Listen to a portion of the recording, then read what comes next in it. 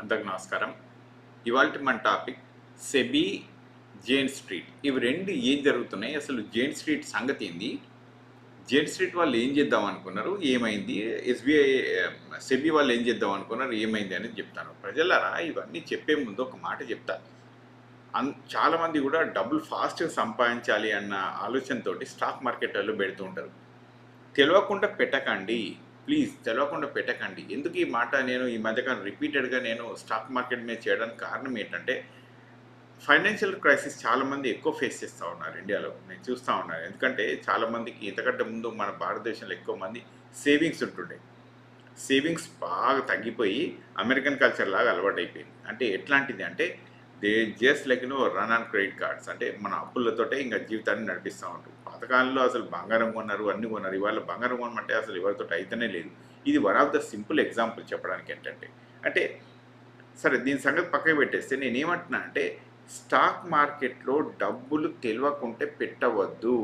అది పెట్టాలి అంటే గ్రాడ్యువల్గా నేర్చుకుంటూ పెట్టాల్సిందే తప్ప ఇక ఎట్లా పడితే అట్లా పెట్టొద్దు. ఎందుకు అంటే, ఇగో జేన్ స్ట్రీట్ లాంటి కంపెనీస్ ఉంటాయన్నమాట. వీళ్ళు ఏం చేస్తారు అనేది వాళ్ళు చూపించబోతున్నాను చూడండి. అంటే లైక్ నేను ఎందుకు చెప్తున్నా ఉన్నాను అంటే, మార్కెట్ ఎట్లుంటుంది, మార్కెట్ వాల్యుయేషన్ ఎట్లుంటుంది అనేది మీకు తెలియాలి. So just look at this thing. ప్రజలారా, ఇగో జేన్ స్ట్రీట్ని మళ్ళీ అలో చేసింది ఈ గవర్నమెంట్, అంటే సెబీ వాళ్ళు. ఎందుకు అలో చేసిండ్రు, ఎందుకు మరి చేసిండ్రు అంటే ఇక వాళ్ళకి తెలియాలి. ఖాళీగా ఎందుకు అలో చేస్తారు? ఎవరైనా ఖాళీగా అయితే అలో చేయరు కదా ఎవరిని కూడా. సో ఇప్పుడు నేను ఏం చెప్పాలనుకుంటున్నా అంటే, చూడండి ఇక్కడ, Jane Street allowed to trade in Indian derivatives market. ఇది clear answer. Jane Street to comply with SBI order and not to engage directly or indirectly in manipulation of or unfair trading. Stock exchanges are directed to monitor trading activities of Jane Street. అంటే చూడండి, ఇది సింపుల్గా మూడు వాక్యాల్లో చెప్పేసారు CNBC వాళ్ళు. ఇక ఇదేమో అసలు సెబీ రిలీజ్ చేసింది. సెబీ ఇది రిలీజ్ చేసిందని ఇగో ఇంత చిన్నగా చేసుకొచ్చినాం అనమాట. అయితే ఇక్కడ ఏం చెప్తానంటే, జేన్ స్ట్రీట్ని జేన్ స్ట్రీట్ అంటే ఇది ఒక ఫారిన్ డైరెక్ట్ ఇన్వెస్ట్మెంట్ కంపెనీ అనమాట. ఏది మన ఇండియన్ స్టాక్ మార్కెట్లో పెట్టారు. వీళ్ళు ఒక మన దగ్గరనే కాదు, ఇంకా ఆల్మోస్ట్ ఒక 50 కంట్రీస్ 70 కంట్రీస్లలో పెట్టారు అనమాట. చాలా స్టాక్ ఎక్స్చేంజ్ వీళ్ళు ఉన్నారు. అయితే ఇండియాలో మాత్రం ఎక్కువ పెట్టారు. ఇండియాలో ఎందుకు ఎక్కువ పెట్టిండ్రు, మరి ఇండియా మీద ఎందుకు ఫోకస్ చేస్తున్నట్టే, ఇండియా గ్రోయింగ్ ఎకానమీ అనేది ఒక సైడ్కి ఉంటే, రెండోది ఏంటంటే ఇక్కడ రెగ్యులేషన్స్ సరిగ్గా లేవు. రెగ్యులేషన్స్లో సరిగ్గా లేకుంటే ఏమవుతుందంటే, డబ్బులు ఎటు నుంచి ఎటన్నా ఫ్లో అవుతూ ఉంటుంది. అది పాయింట్ నెంబర్ 1. రెండోది ఏంటంటే, ఇక్కడ మార్కెట్లో వోల్టైలిటీ ఎక్కువ కనిపిస్తూ ఉంటుంది ఒక సైడు. రెండోది ఏంటంటే, మార్కెట్లో ట్రాన్సాక్షన్స్ చాలా ఎక్కువ జరుగుతూ ఉంటాయి. ఇది రెండోది. సో మార్కెట్లో ఎక్కువ ట్రాన్సాక్షన్స్ జరుగుతున్నాయంటే జనాలు కొమ్ముడు అమ్ముడు చాలా ఎక్కువ జరుగుతుంది అనమాట. ఎందుకు అంటే, in search for money or in order to prevent their loss. ఇట్లాంటివి ఎక్కువ ఉంటాయి అనమాట. అంటే వాళ్ళు డబ్బులు బొడగొట్టుకోకుండా ఉండడం, లేకుంటే ఏదో ఎక్కువ సంపాదిద్దాము అనుకుంటే తొందరపడడం. ఈ రెండు దారులే ఉంటాయి. అయితే ఈ రెండు దారులు కూడా తప్పే. ఎందుకు తప్పే అంటా ఉన్నాను అంటే, ఇగో ఇంకొకటి చూపిస్తాను, మీరు చూడండి. అయితే ఒక్కసారి చూపిస్తాను. ఇగో ఇక్కడ మార్కెట్, ఈ నేషనల్ ఎక్స్చేంజ్ స్టాక్ మార్కెట్ ఏం చేసినట్టే, వీళ్ళు నేషనల్ స్టాక్ ఎక్స్చేంజ్ వాళ్ళు ఇగో నిర్మల్ కుమార్ సోని ఈయన లాస్ట్ ఇయర్ బ్యాన్ చేసేది అనమాట సెబీ. ఇప్పుడు మళ్ళీ కొంత డబ్బులు కట్టి సేవ్ చేసుకున్నారు.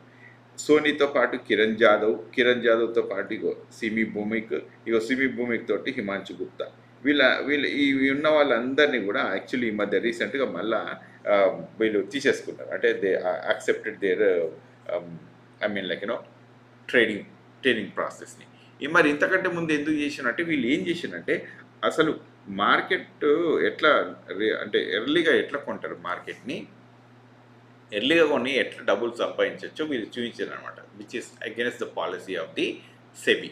అయితే ఇప్పుడు మరి ఇదంతా ఎందుకు చెప్తా ఉన్నాను అంటే, మళ్ళీ ఆలోచించండి, ఇదంతా ఈ సెబీ చేసేదంతా కూడా ఇట్లాంటి కంపెనీస్, ఇట్లాంటి ఒక డొల్ల కంపెనీస్ అనేది చెప్పాలి. వీటిని ఈ డొల్ల కంపెనీస్ అని ఎందుకు చెప్తా ఉన్నానంటే, యాక్చువల్లీ వీళ్ళ దగ్గర ఒక ప్రాసెస్ అనేది ఏమీ ఉండదు. జస్ట్ డబ్బులు దోసుకుపోవడం ఎట్లా అనే కాన్సెప్టే ఉంటుంది.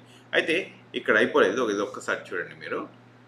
ఇంకా ఇది రాహుల్ గాంధీ గారు చెప్పారు, సరే అది మనం ఆ టాపిక్ తర్వాత వద్దాం. ఇది ఒక్క టేబుల్ చూడండి ప్రజలారా. ఈ టేబుల్ రాసుకొచ్చింది నేను. ఇక్కడ చూస్తే ప్రాఫిట్ అండ్ లాస్ టేబుల్ అనమాట ఇది. ఈ ప్రాఫిట్ అండ్ లాస్ టేబుల్ని కనుక మీరు చూస్తే, ఇదంతా Jane Street Asia trading, Jane Street ఇన్వెస్ట్మెంట్లు, ప్రైవేట్ లిమిటెడ్, ఇవన్నీ జేన్ స్ట్రీట్ వాళ్ళే. అయితే వీళ్ళు ఏం చేసినట్టు, వీళ్ళకు ఈ పాన్ కార్డులు ఉంటాయి అనమాట. ఆ అందరికి పాన్ కార్డ్ ఉన్నట్టే వీళ్ళకి కూడా ప్రతి బిజినెస్ పాన్ కార్డ్ కదా, ఇది ఆ బిజినెస్ పాన్ కార్డ్. వీళ్ళకి టోటల్ ప్రాఫిట్స్ ఎంత వచ్చినాయి అని కనుక చూస్తే 36,000 కోట్లు. వీళ్ళ టర్న్ ఓవర్ అంటే వీళ్ళు మొత్తం రెవెన్యూ ఎంత జనరేట్ అయిందంటే 43,000 కోట్లు. దేంట్లో ఇగో చూడండి, టోటల్ ప్రాఫిట్ ఇంతైతే ఇండెక్స్ ఆప్షన్స్లో 43,000 కోట్లు తీసుకొచ్చింది. ఈ ఇండెక్స్ ఆప్షన్స్లో ఇంకొకటి చూడండి, major chunk of the money ఇక్కడ వచ్చేస్తే కొంత ఇండెక్స్ ఫ్యూచర్స్లో టోటల్ ప్రాఫిట్, ఇగో ఆప్షన్స్ ఒకటి, ఫ్యూచర్స్ ఒకటి, రైట్. ఇదంతా ఒక ఆప్షన్ ట్రేడింగ్ అనమాట ఇదంతా. తర్వాత రెండోది అంటే ఇది ఎక్కువ కాంప్లికేటెడ్ అవుతుంది మీకు ప్రజలారా. ఇంత కాంప్లికేటెడ్ కాకుండా చెప్పాలంటే ఇగో ఈ బ్రాకెట్లలో ఉంటే నష్టాలు, ఈ బ్రాకెట్లలో లేని పాజిటివ్స్ అనమాట. ఓకే, సో ఓవరాల్గా 43,000 కోట్లు జైంట్ స్ట్రీట్ సంపాదిస్తే అందులో 36,000 కోట్లు వాళ్ళకు ప్రాఫిట్స్ అనమాట. ఇంకా ఈ 7,000 కోట్లు 7,000-8,000 కోట్లు ఉన్నాయి కదా, యావరేజ్గా ఎంత అయ్యా 7 కోట్లు ఉన్నాయి కదా, ఈ 7 కోట్లు వీళ్ళకు ఖర్చు వచ్చింది. వీళ్ళకి వచ్చిన ఖర్చు, వీళ్ళకి జరిగిన లాసు, ఇదంతా అనమాట. అయితే ఈ మాట ఎందుకు చెప్తా ఉన్నాను, మరి ఇందులో లాస్ ఎట్లా వస్తుంది, లాభం ఎట్లా వస్తుంది అంటే ఇంకొకటి కూడా రాసుకొచ్చినాయి చూడండి. బేసికల్లీ 2 ఫేజులలో జరుగుతుంది ఇది. Okay, patch 1, patch 2. మీకు ఇందులో ఎక్కువ డెప్త్ మీకు తీసుకెళ్తే ఆప్షన్స్లో కొంత ఇబ్బందిగా జరగవచ్చు, కానీ ఒకటి చిన్న కాన్సెప్ట్లనే చెప్తా ఉంటాను, అందులోనే అర్థం చేసుకోండి. స్టాక్ ఆప్షన్స్లో ఎట్లుంటుంది స్టాక్స్ కొనుక్కోవడం, డబ్బులు పెట్టి కొనుక్కోవడం ఉంటుంది. ఇది normal stock. Okay, money transactions జరిగేది. ఇంకొకటి ఏముంటుందంటే ఇందులో ఆప్షన్స్ అని ఉంటుంది. ఆప్షన్స్ అంటే ఒకటి కాల్ ఆప్షన్స్, ఇంకోటి పుట్ ఆప్షన్స్. అంటే ఇక్కడ మొత్తం డబ్బులు పెట్టాల్సిన అవసరం లేదు నీకు. లెట్సే ఒక $100 పెట్టేస్తే మనము మన ఫ్యూచర్లో ఇది కొంటాం. అంటే ఎట్లా అంటే మనం ఇప్పుడు భూమి కొనేటప్పుడు మనం ఏం చేస్తాం, మొత్తం భూమి పైసలు ఎట్టే టైం ఇయ్యం కదా, మనము ఒక డిపాజిట్ చేస్తాం చూసిండ్రా. లెట్సే ఒక 1,000 రూపాయలు అంటే ఒక 10 లక్షల భూమి కొనేదంటే ఒక ₹1,00,000 మనం డిపాజిట్ చేసేసి అంటే ఫస్ట్ ఇచ్చేసి బయాన్ ఇస్తామంటాం కదా, బయాన్ టైం పెట్టేదే ఈ ఆప్షన్స్. ఆప్షన్స్ అంటే బయానా. అయితే ఈ ఆప్షన్స్ కొన్నప్పుడు లాభాలు నష్టాలు ఎట్లా జరుగుతూ ఉంటాయి అంటే స్టాక్ మార్కెట్ ఫాస్ట్గా ఉంటుంది, ఫాస్ట్గా మూవ్ అవుతుంది కదా. అయితే ఇది ఒక్కసారి చూడండి ఇటు. ఇప్పటికి ఈ ఆప్షన్స్లో అంటే ఈ ఆప్షన్స్ అంటే బయాన్ అని చెప్పినట్టు, కాల్ ఆప్షన్ అంటేనేమో నేను కొంటా అంటే ఇది ఎక్కడ, ఇగో నేను ఇక్కడ లెట్స్ ఒక $100 కాడ నేను $100 కాడ ఉన్నది స్టాక్ అనుకుందాం మనం, ఇక్కడ కొనేస్తా. ఇది నేను ఇక్కడ $100 బయాన్ ఇచ్చిన, ఇక దీని మీదకి వెళ్ళి ఎంత లాభం వచ్చినా నేనే తీసుకుంటా అని చెప్పి చెప్తా. అయితే బయాన్ పెట్టినందుకు వీళ్ళు ఎంత ఛార్జ్ చేస్తారంటే లెట్స్ ఒక 10% ఛార్జ్ చేస్తారు అనుకుందాం. ఓకే, దీనికి టైం డికే ఉంటాయి, ఇవన్నీ లెక్కలు వేరే ఉంటాయి. అదే నీ ఖర్చు ఒక $10 ఉంటుంది, కానీ లాభం వస్తే ఈ $100ది $1,000 అవుతుంది.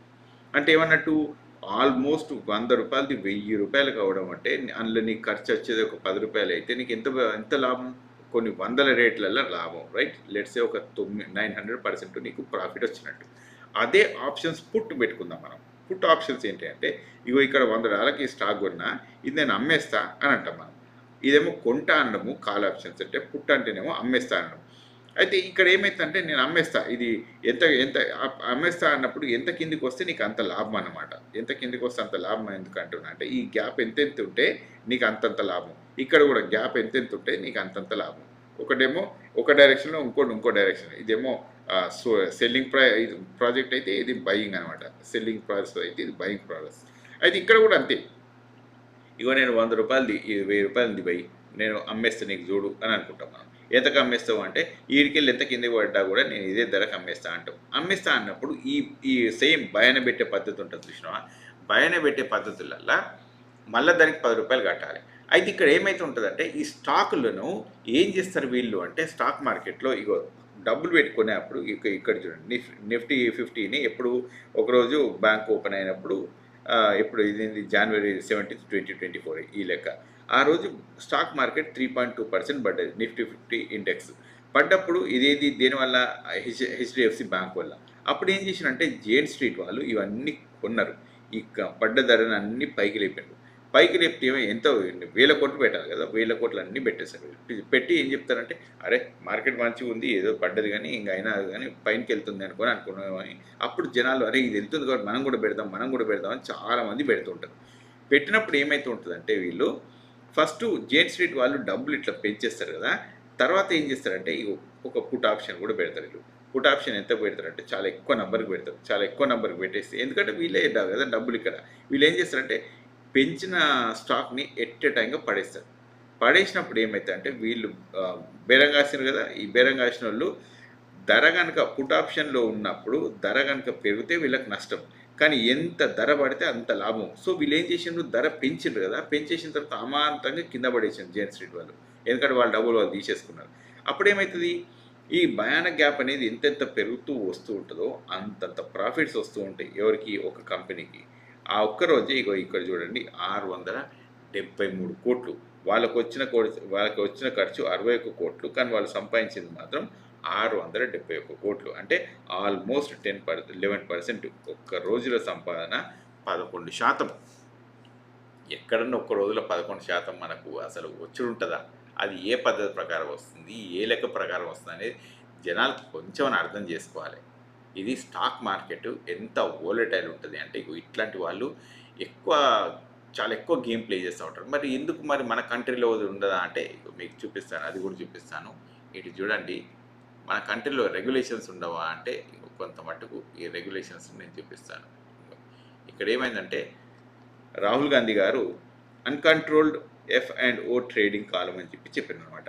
ఓకే.